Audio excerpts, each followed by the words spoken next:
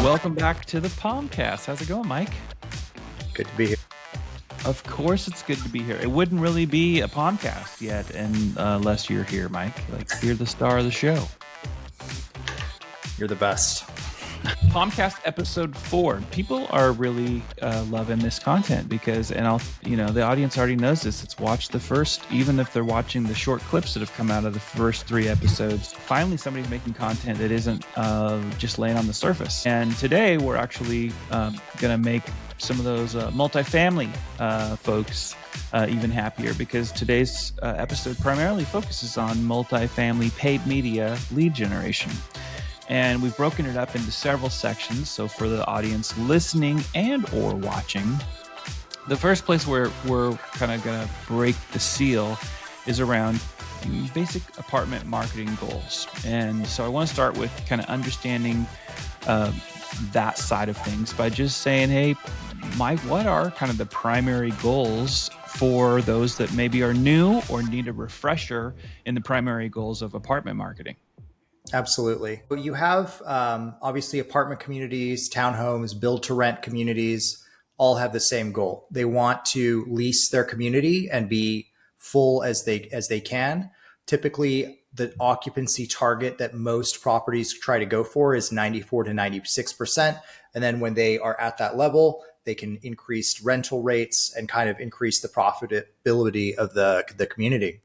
In terms of apartment marketing goals, pretty straightforward. We want to have as low of a vacancy rate as possible. And we want to have a high renewal rate, but on average, about 40 to 50% of any tenants that live at any apartment communities, they move on, they go somewhere else. So you are at any given time trying to refill half of the building or half of the community. So that's why marketing is so important. The goal obviously is to drive as many leads so the on-site teams can convert them into leases. Mm-hmm. Very interesting. I want to go also into individual property versus internet listing service. There's obviously some things that people need to know there. So could you break that down a little bit in terms of the difference there? Absolutely. So a lot of different apartment communities, especially like independent, single mom and pop shop owned apartment communities, leverage systems like ILSs, which is, in the automotive world, we have Auto Trader. In the apartment world, we have apartments.com, Zillow. And basically the sales tactic is the same. It's, hey, give us a bunch of your money and we will do a much better job of marketing and driving traffic to our website. And then we're going to farm those leads back to you. Obviously, that's a strategy that has been around for a very long time. Back when we worked together about 15 years, Auto Trader was like the biggest thing, and now it's not. So this is something that is still a pretty strong investment for a lot of communities. And sometimes it makes sense to invest somewhat in apartments.com, but for most apartment communities, you can absolutely market for yourself through Google Ads, through Microsoft Ads, YouTube, the whole gambit. And the benefit of going direct to yourself versus ILS is that at least you are controlling the traffic. It's coming to your website. It's going into your system, your CRM, and you're not dependent on a third party that can essentially shut off your traffic or leads at any time. The other benefit is you can remarket to that traffic. If you're driving traffic straight to your website, you can follow up with them with banners or video remarketing. So that's why if you're going to make an investment of, say, $1,000 and you're choosing, hey, do I just give this to apartments.com and they can drive traffic and leases for me? Or do I drive traffic directly to my website through Google Ads, Facebook, through SEO? You definitely want to drive that traffic directly to yourself. And the reason why is, say, apartments.com driving traffic to their website for any properties in the Austin area, you're not going to be the only property there. So you don't want to be spending money to promote your competitors' projects, which is essentially what these types of internet listing services do. Are there thoughts around doing a hybrid where you're doing a little bit of both, or is it sometimes one or the other? I know you referenced a little bit of like Auto Trader as an example in the automotive industry on this side in multifamily. How common is it that people are actually combining both of these? I would say it's pretty common to do a bit of both, and that's fine. I, of course, am very biased as a digital marketing guy. I think that all the resources would be better spent with us, but in some markets, it makes sense to do a little bit of both. It's kind of like a media buy through a website where people are looking for apartments. So it's not like the traffic is not valuable. But in terms of traffic quality, the traffic you drive to your own website for someone looking for a one-bedroom apartment downtown Austin is going to be far more valuable than a visit that I get from apartments.com or Zillow after they've seen a bunch of different competitors and whatnot. Very interesting. So there has to obviously be some maybe preferable, you might use the word best, but certainly most ones that you might recommend or things that people need to be aware of around marketing channels, specifically for multifamily lead generation. Would love for you to kind of maybe explore a little bit of some of those channels that you find to be more effective. And then Absolutely. perhaps even detail a little bit of why you think they're successful. Yeah, for sure. The way I think about driving traffic is where can I drive the highest quality traffic in the most controllable way? So the highest quality traffic that any website is going to get is organic traffic, which either comes through a Google business profile, through the search results. Yeah, that's just the highest quality of traffic. It tends to convert about 3x better than everything else. So that is a very important channel for driving leads. But obviously, SEO takes time. It takes time to build momentum. There's a ton of competition. You have everyone trying to rank for the exact same keywords, including those ILS websites that people give so much money to so they can compete with you from an SEO perspective as well. Because of that, obviously it's good to have both SEO and paid media. So on the paid media side, I would say that the most valuable traffic that you can drive, and there's a lot of different campaign types and traffic types you can go with, definitely Google search would be number one. You can still not beat the value of someone going directly into Google and saying, hey, I'm looking for a one-bedroom apartment in Midland, Texas, or downtown Austin. That's someone that's raising their hand. They're saying, hey, I'm here. I'm looking for this now. And obviously, you have the ability to control the keywords that you're selecting. You can go super general and go for someone that's very vague in their search, like apartments near me, or you can actually spend your budget investing in the keywords that are closely aligned with your product. For instance, luxury one-bedroom apartment, downtown Austin, or something like that. After Google search, and it's kind of another ad format, you have the standard search ads.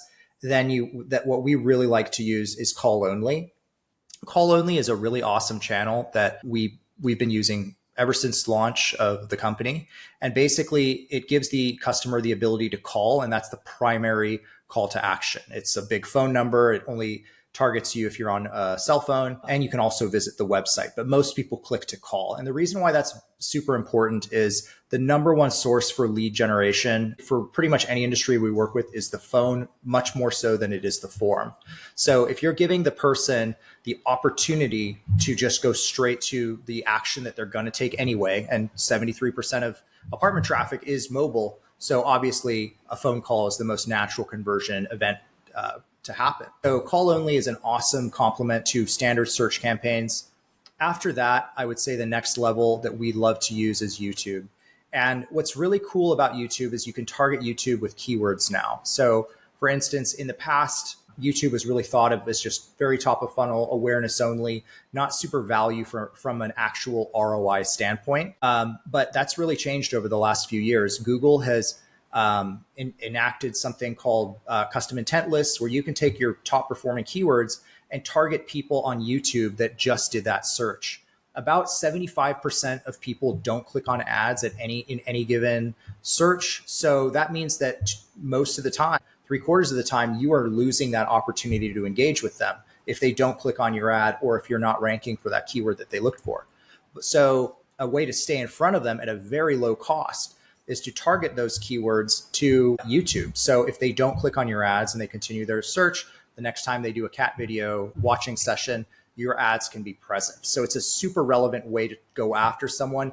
It's much better to leverage the keyword data that is coming from the potential customer live than to go with an audience signal like, hey, I think they're foodies or movie people or whatever. There are a lot of different ways you can target your audience keyword targeting is still definitely one of the top categories. And then, of course, you can layer in all of these other cool audience types like remarketing or similar audiences in YouTube. So there's a lot of really cool stuff. But the reason why I'm talking about it so much is CPCs for Google search and call only go up about to 22% every year, and they have been reliably for the last 6 years.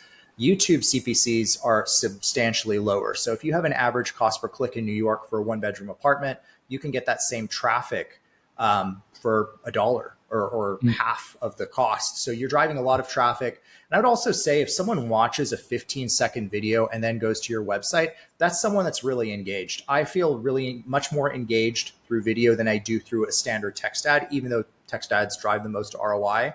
The value of that impression through video is super high. So that's why we really like YouTube. We like remarketing as well. Something that we don't do a lot of right now is display, which is, banners targeted against kind of audiences that you think would convert well for you. Everyone that is interested in real estate in a 20-mile radius or 10-mile radius. The reason why we don't like doing that very much is because there's a tremendous amount of bot traffic on the display network right now. So when we do banner advertising, we really like to leverage remarketing data from people that have been to the website. Let's stay in front of them with a banner. You can obviously do that through YouTube as well. But those would be the top categories of traffic. The next one on the list would be Bing. It's cheaper than Google. There's still about 17 to 20% of search volume is happening on Bing. So it's definitely a worthy, I wouldn't say it's a worthy competitor to Google, but it's a worthy complement. It's another place where you can get basically the same ROI, much lower CPCs. And a lot of competitors are not adopting Bing. So it's another great place for apartment communities to drive leads. So clearly, it's what you're saying there is Bing can be a competitive advantage because not everyone's using it. Exactly.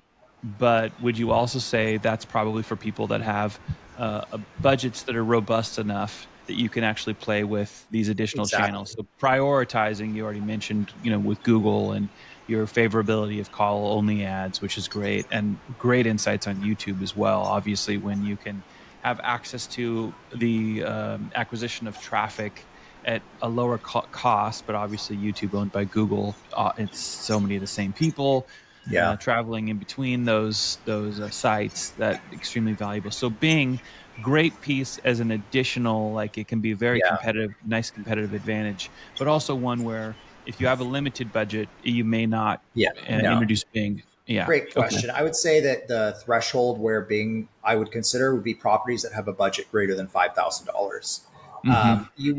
What you don't want to do is spread your budget too thinly across a lot of platforms. That's what we see a lot of people doing. A lot of our competitors will have kind of all-in-one packages that'll get you a little bit of Facebook, a little bit of Google, and some Bing. But most of the lead performance tends to come from the search campaigns on Google and Bing. But the problem is if you have a small budget and you're splitting it in so many different directions, you're not going to be able to have enough campaigns to effectively drive the type of traffic you need. You're probably going to have like just a few campaigns. And the other thing is your daily active budget is going to be too low. So if you take, let's say, a $1,000 budget and you split it 3 ways divided by 30 days, that's not a whole lot of money. You're much better off kind of getting to a good level of spend. So you have on the low end, $30 a day to ideally like $150 a day on Google. And the reason why is the data that you're going to get is going to be a lot more continuous because your uptime is going to be much more continuous. You're going to get campaigns that optimize much better. Not surprisingly, the Google platform likes larger budgets. Smaller budgets sometimes can struggle a little bit on Google in terms of managing that airtime all the way throughout the month. So that I definitely recommend for most communities. If you have like a small budget, let's say anything under $5,000, keep it all focused on maybe 2 platforms at the most. Do not focus on Google and maybe a bit of social and wait on Bing or YouTube until you have maximized that investment and maybe have a little bit more to go. What would your recommendation be in that same part of the conversation in terms of budget? And let's just stay with, you've got a right now $5,000 monthly budget. Would you advise somebody to go with let's just say they choose Google as their primary search engine based on your recommendation, and they're going to do maybe that secondary channel in that budget, would you say that they should probably allocate part of that budget then into social, or is that where you guys would go? Or would you say YouTube before social? In my opinion, I favor the Google platforms much more than Meta's platforms. And it's nothing against Meta. They just really had a tremendous amount of scrutiny put on them for basically the last 4 years, where essentially it was alleged that, evil foreign actors influenced our election through Facebook. And as a result, basically every administration has gone after their targeting abilities. On Meta, we used to be able to target people based on the office that they were in, like in a building or in densely populated areas. We could target by income level, gender, all of these other things. And you can't do any of that now. You can target remarketing to people that have been to the website, which tends to perform the best on social. And we do like it. If you have a larger budget, I would definitely say do some lead gen ads on Facebook. But the issue is, and again, I'm not talking against Facebook. I wish we had some better targeting, and I hope that we get some better targeting back for housing. But currently right now within Facebook, there are some very restricted audiences that you can go after. And if they catch you using something like first party data or something like that, they will actually restrict your account. So there's just a tremendous amount of restriction right now in the targeting. And within digital marketing, it's so important, especially within apartments, where you have two people doing a search for, one person is looking for a $1,000 studio and one person's looking for a $5,000 studio. So they're both going to search for apartments near me. So you need to be able to leverage audience exclusions and all sorts of other things to basically tell Google, hey, this search is more of what we want based on the product that we have to offer. And you just don't have that ability with Bing as much as you do with Google, with YouTube. Bing, Meta is just a lot more restricted. Hopefully that changes. We like it a lot more for auto and for other channels where there are less restrictions, but the restrictions are definitely an issue. Mm-hmm. Thanks for sharing on that. Similar, but moving a little bit into YouTube. What kind of targeting capabilities exist there? Can you speak a little bit to what they can be, looking forward to and the abilities within YouTube? And then also, I'd like to know your thoughts on content creation, because I'm sure that there are people that are thinking, okay, well, who's going to make it? What type of content should we be making if we're going to go into the YouTube environment? But there's a handful of different ways that you can advertise inside of YouTube. Right. So love it if you could share a little bit about that. Right. I mean, you can buy banner space within YouTube. That's great.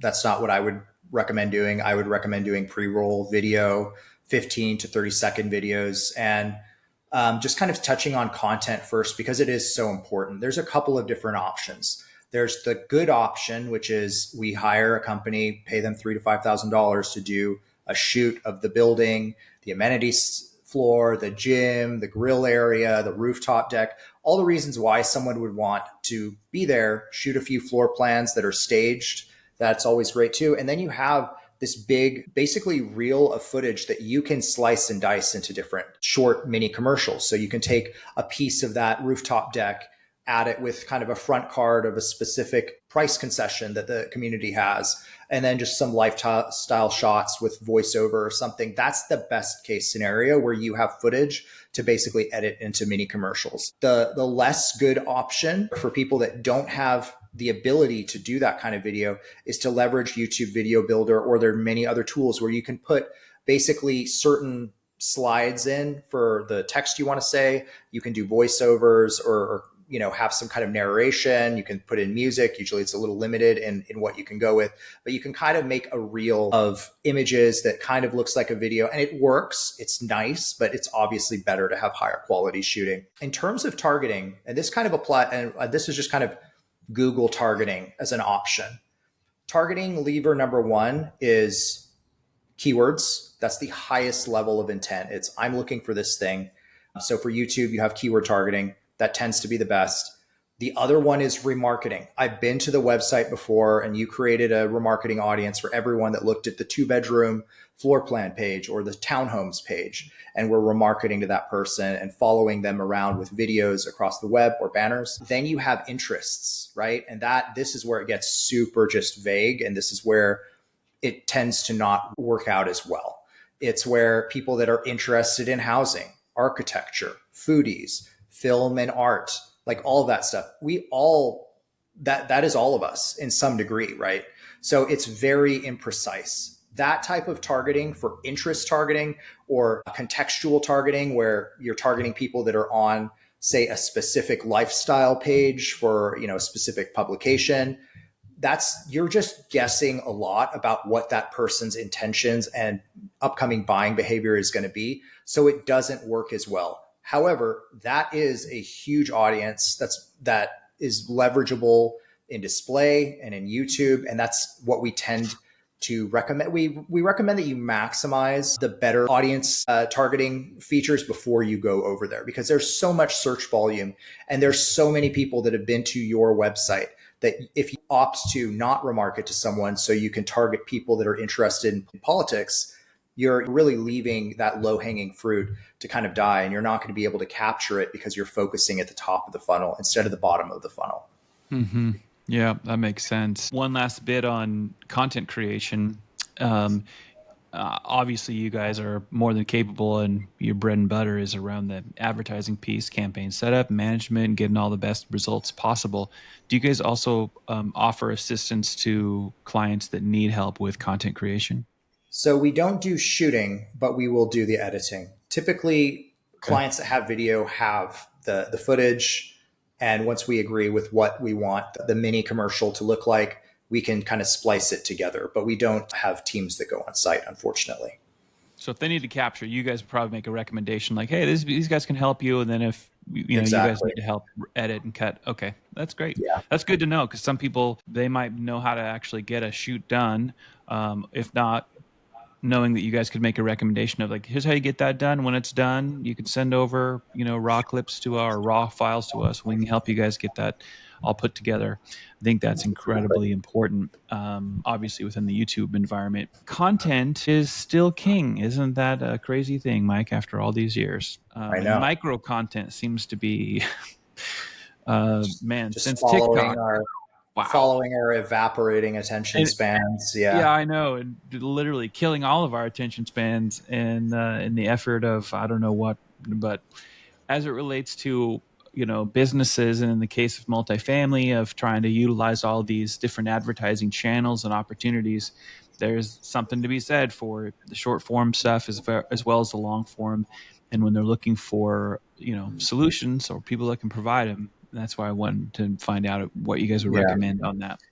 Yeah. I wanted to, yeah, go ahead.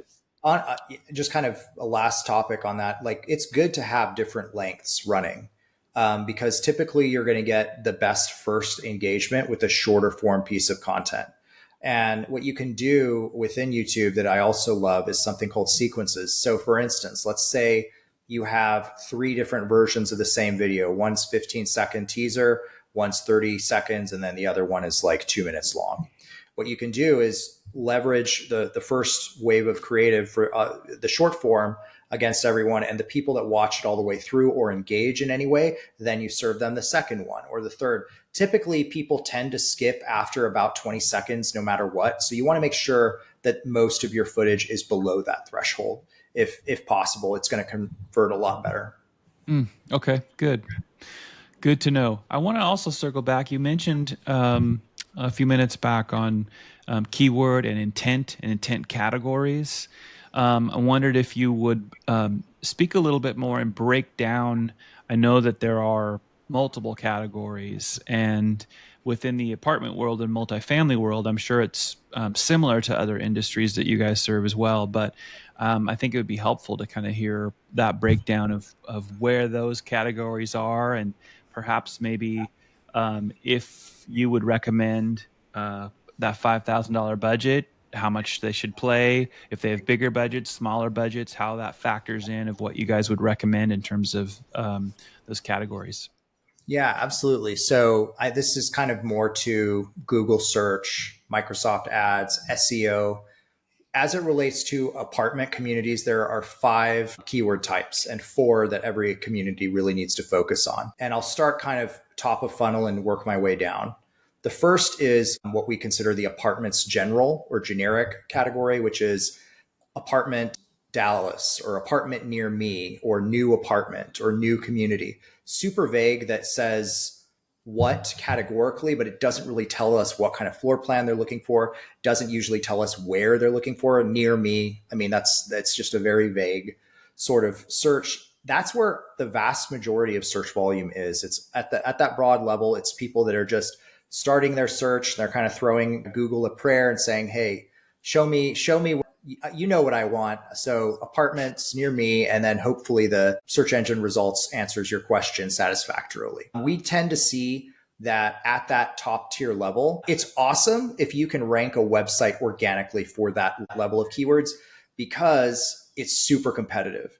Typically ILSs are what dominate that. However, because Google for local business categories prefers to rank local businesses over ILSs in the apartment category, you can absolutely rank for apartment near me over an ILS for sure if the user is in near to you. So from an SEO standpoint, it's good to invest some effort there, but we don't like to spend a lot of our paid budgets there. We tend to prefer to work on the next three categories, which the next one is apartments geo, right? Which is one bedroom apartment, Dallas, Texas, one bedroom apartment, Highland Park. You know, it's the product, it's what and where essentially, right? And the next category, and it kind of intermingles. You have the floor plans keywords, which is the next category. That's the product keyword you want to go with. You always want to have a mix of keywords that are floor plan specific plus the geo area. Adding in the geo indication or the neighborhood where the property is located or near to just is a massive increaser of intent. So that brings them a little lower in that funnel. Apartments plus geo, Dallas apartments, it's much better than that generic category. It's much more focused. The next one down would be floor plans. And then finally, the last one is brand. And we don't spend a lot of money on brand because you want to have a little bit of brand defense. Typically 5 to 10% of your paid media investment will go to brand, because when you spend money on your own brand traffic, the CPCs for your competitors that are poaching your traffic go up. So even if just to make it more difficult for people to eat your lunch, it's wise to invest some money in brand. And then, of course, this one comes up all the time. People always talk about, well, what about apartments with a lagoon, which we actually manage a community in Florida that has the largest man-made lagoon in, I think, the country or the world. So that would be a niche term. Apartments with sky roof, or basically stuff that most communities don't have, like super high-end luxury features, apartments with indoor basketball court, apartments with saltwater pool, apartments with west-facing views. And all of those are amenities at one community that we manage in Manhattan that they were very particular about. And some people do look for it. Usually not that many people are looking there. So we tend to focus people more on the floor plans and apartments plus geo keyword categories as being a much better driver of the volume of traffic that you need and conversions. But every community is different. So you need to structure the budget and the campaign around what they are specifically offering, around their specific floor plans and whatever the specific niche terms might be. I'm kind of fascinated by these niche terms that would, obviously be appealing to people who are looking for things that are like just a little different.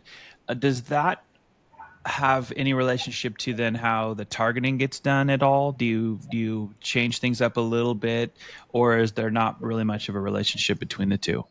So, the more someone geo indicates, the less restrictive I have to get with their targeting. We typically are very tightly targeted around our communities because we find that about 70% of the leads in a normal leasing season come from within like a 10-mile radius. Typically, that is typical. That's 70% of people. The other 30% are people that are moving from out of town. That massively skewed for a short period of time after COVID, where literally the entire country basically relocated twice. A ton of people came to Austin. They moved into one building, then they moved into the one that they're going to be staying in for a few years. So in that, you definitely want to be open to targeting people that are outside of your area. But what you don't want to do is have a national targeting that basically says, hey, if you're in the United States and you're bidding on the keyword apartments near me, we want to show up for you. That is so stupid. You will waste so much money. However, if someone is in LA and they're searching for, Hell's Kitchen 2-bedroom apartment, then my client in Hell's Kitchen would love to show up for that search. So there's a right way to do it and a wrong way to do it. However, I will say this, and this is kind of a funny situation. And a lot of people don't know that there are, I think, 7 or 11 cities in the country named Houston. One of them is outside of Warner Robins in Georgia. There's one in New Mexico. That's crazy to think about. But that one is less of a problem than, say, Del Rio. We have 23 Del Rios. There's so many different city names where you'll have a main city like Chicago in Illinois, and then you have Chicago in other parts of the country. Mm-hmm. And here's the problem. If you have a national targeting and you have a community that, say, is in Del Rio, in Texas, and you have a national target, you're going to show up in the other 22 cities. So you have to be very careful. It's always important to look at how many cities or how many other communities have the same name. That's another problem. Is a lot of times community owners are not the most creative people. I have worked with 8 Windermere at preserves. I don't know what a Windermere is preserving or whatever, but I have worked with 8 different communities. The last one was in Philadelphia, and Vornado, Vortex, like all of these different, like very strange, very specific names. And there's like 5 different communities in different states that have the same name. So you just have to be aware of that. You've got to look for what's the geo I'm in. How could Google confuse this with another city because they want to spend your money? And how many other cities does this property have? A really great example would be a community that we had in Maryland. I'm not going to say the name because they had a huge issue with rodents, infestation, insects. And it was interesting because we actually had another property that had the same name in a very different part of the country. And Google would autofill like XYZ apartments, rat infestation or whatever. So it's super important that you try to make sure that Google focuses your spend allocation as close to the property as you can, and that you do everything that you can to try to think ahead of all the other places where Google could waste your money. Yeah. Wow. That's quite the story right there. We've seen it all here at Premier. I can imagine.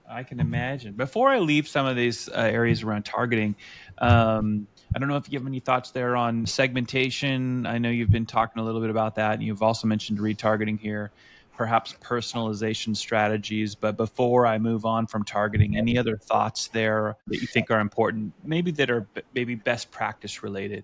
Yeah. There's a guy named Joseph Dane from Client Boost, and he popularized a term called the iceberg effect. And basically what that means is when you have all of these different types of, targeting audiences, income levels, when you have too much of it and it's not focused, it can kind of be a huge problem. And you'll think that it's this very small part of the problem, but it's really all of these other things. So segmentation and correct setup is super. A great example of something I see done wrong 90% of the time with our competitors is they will have a floor plans campaign that has the keywords for studio bedroom apartments, 1-bedroom and 2-bedroom.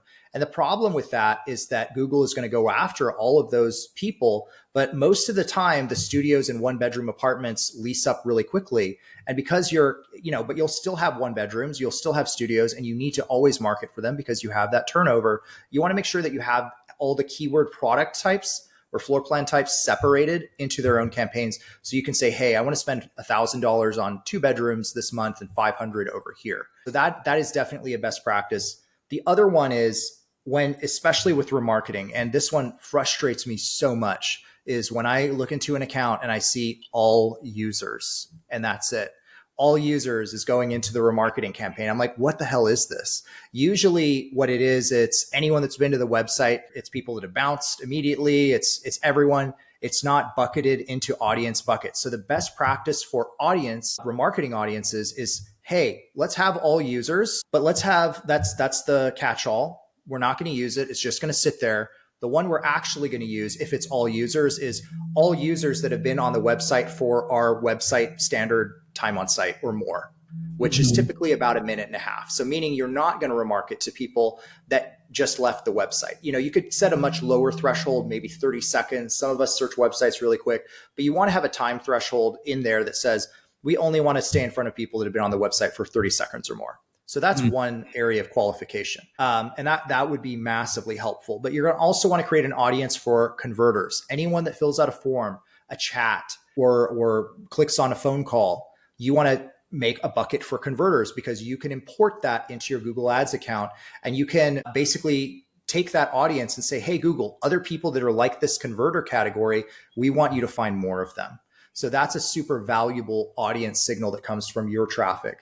And then the other one is definitely segment your audiences into, have a floor plans, catch-all audience, but have a 1-bedroom, 2-bedroom studio audience individually. The audience sizes will be small, but if you can have basically an evergreen retargeting campaign for everyone that is interested in studios, and you're hitting them with really high quality creative and a great offer, that's far more valuable than, hey, we're Windermere something or other, we have floor plans. We have 1 through 3-bedroom floor plans. It's like no one cares about what they're not interested in. They want to be remarketed to very precisely. And in other industries like retail, apparel, the remarketing is what you looked at. It's the car you looked at. It's the shoes you looked at that are following you around. But in apartment marketing, it's super broad. It's, hey, you came and spent 1 second on our website.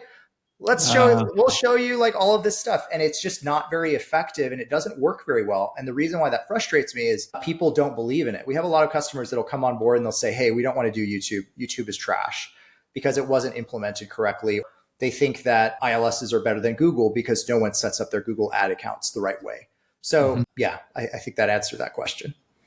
Yep, I think so. Yeah, that's fascinating. So I want to ask you a little bit about KPIs for, I guess, property managers or people in multifamily.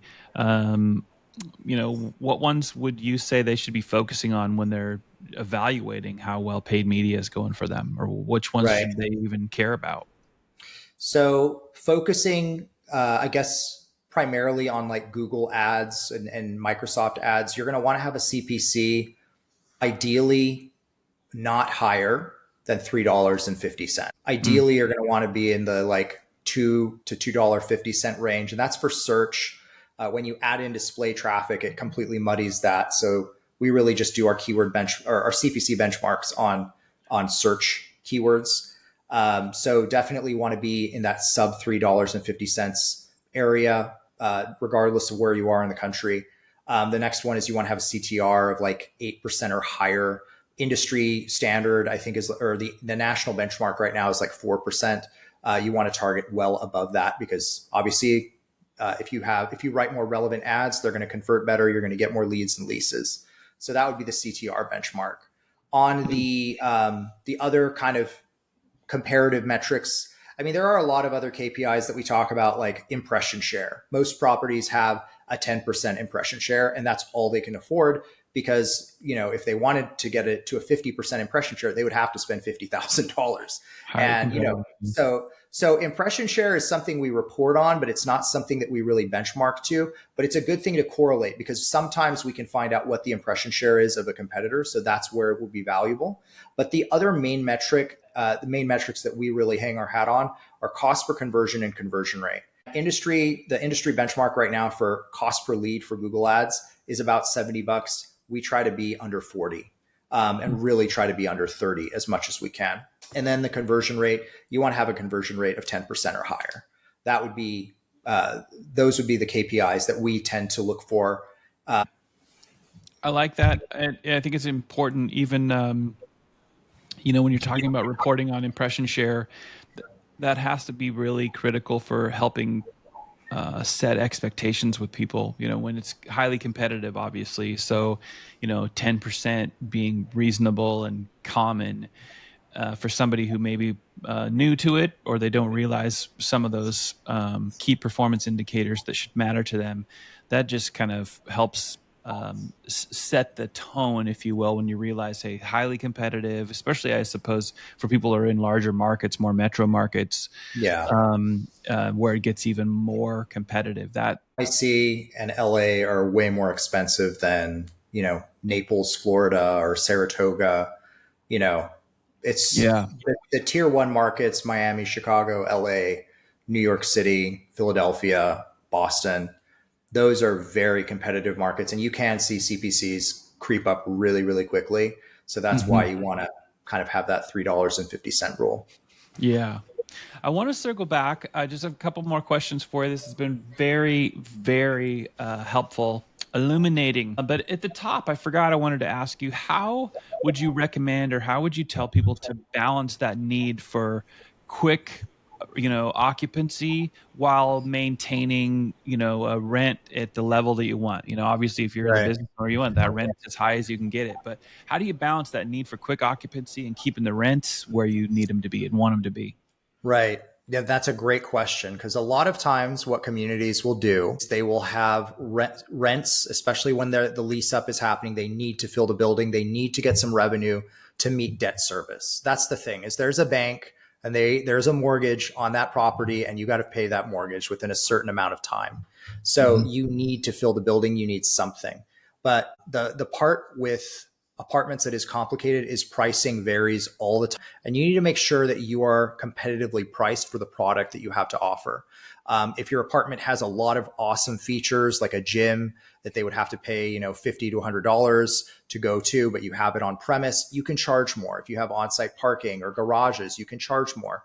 But the worst case scenario is a community that wants to charge top of market rents and they don't have the product to back it up. But in a lot of lease up situations, a lot of communities will just get as many people in there as quickly as possible, and they'll double the rents next year. But the problem that creates is you basically have two lease ups. You first got all the people in, and then you're having to replace them. So it's a very fine balance. You want to price as competitively as you can without shocking people when their renewals come around. So for like basically there's two different stages of property, right? You have occupied, which is where they're 90% plus full, and then you have a lease up phase, and they have different rules. In the lease up phase, you should be spending a lot of money to fill that building as quickly as possible. Every two-bedroom unit that you don't have full is $5,000 or $4,000 that you're not getting that month. You are losing it that month because you still have that debt service. So what we recommend is to go pretty aggressive in the lease up phase. You definitely don't want to be the most expensive product in the market. Try to get your pricing as well as you can, get your rental concessions in there. That goes a long way, especially when the market is kind of squeezed like it is right now. But yeah, so a lot more marketing upfront on the lease up side. Once you hit that occupancy number, you can massively reduce your investment. So if you have a lease up budget of say like $8,000, you can probably bring it down to $3,000, and that'll give you enough traffic. And what the hope is, when you started your marketing, you did the right thing and you did SEO as well. You invested in your backlinks, you invested in content for the keyword you want to show up for. You invested in technical SEO, and you got your website as fast as that CMS allows. You are going to have this very slowly building amount of traffic. And hopefully by the time you hit the end of the lease up season, organically, you're getting 3,000 visits a month for free. And that will because organic traffic converts about 3x better than Google search paid traffic. You want to make sure that you're investing there and that you always invest there. The way I like to contextualize the value of organic traffic is it's about like every organic visit is about 3x the value of what your CPC is. So if the average CPC for one bedroom apartment is $4 in Manhattan, then every organic visit is like $12 because they're going to convert at a much higher rate. Yeah, so it's definitely super important to invest in SEO.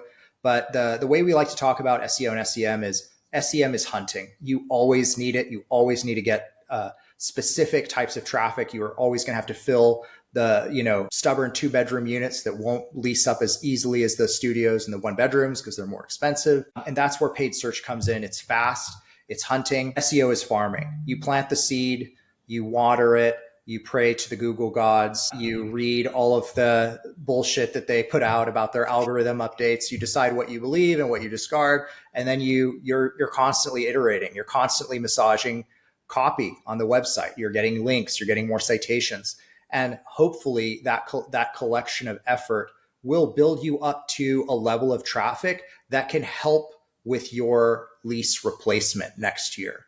So come on with properties at all levels. We do a ton of lease ups, and we also do a lot of stabilized properties. And there's definitely SEO is a valuable strategy for any a property of any size. Essentially, what that'll guarantee is that you can reduce and control your Google ad spend and your other marketing channels by having a lot of organic traffic that's coming to your website for your brand terms. So that's kind of the hybrid approach. That's the best case scenario where you have both types of traffic running for you. Another fantastic episode, Mike. Really, really great insights shared here for the multifamily industry. Listen, audience, we found a good home for this episode to rest. So we appreciate your comments, your questions. We appreciate your feedback. So please feel free to share it, especially if you're consuming this over on YouTube. Drop a comment. You can actually reach out and let us know what you think of this episode in ways that give us insights and kind of our feedback loop of the things that that resonate with you and that you want to know more about. So don't hesitate to engage with the content and let us know what you're thinking. If you're over there on YouTube, like and subscribe to the channel, and so you'll know when we're dropping new episodes and other micro pieces of content. And thank you for tuning into the POMCAST. We'll be back real soon with another episode. Thanks, John. Thank you, Mike.